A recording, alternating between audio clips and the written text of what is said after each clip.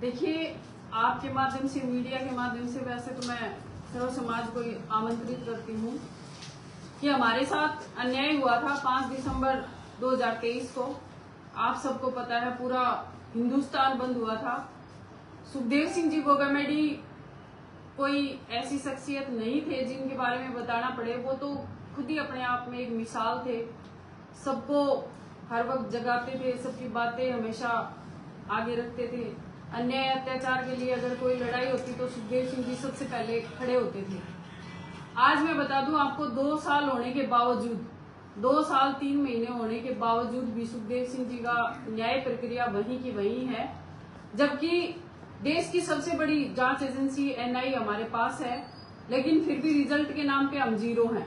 हमारे पास कोई रिजल्ट आज तक नहीं आया है।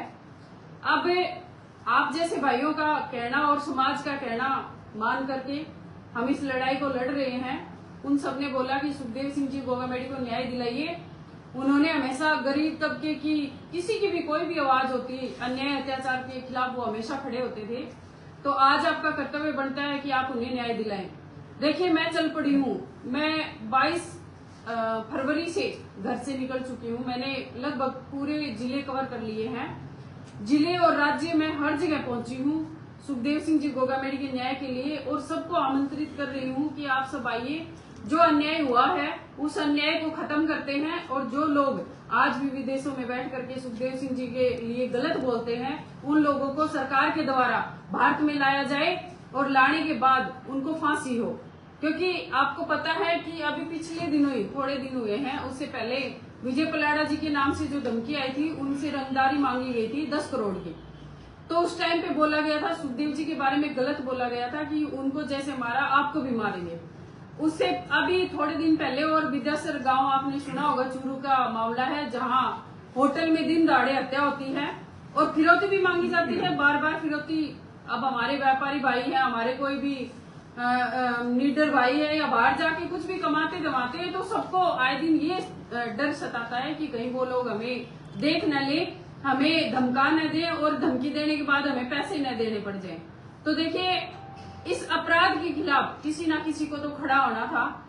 माना अपने समाज में हो या सरल समाज में, कोई भी नेता बोल नहीं सकता।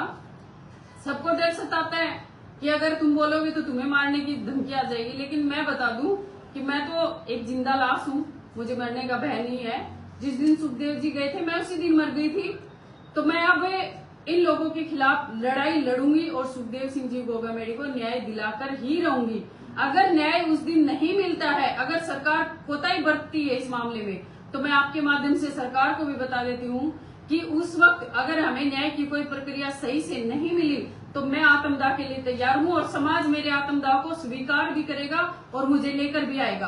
अगर न्याय नहीं मिलता है तो न्याय नहीं मिलने का कारण क्या है? न्याय अगर नहीं मिलता है तो कहीं ना कहीं सरकार कमजोर है। हमारी सरकार का कहीं ना कहीं कठपुतली टाइप बढ़ना।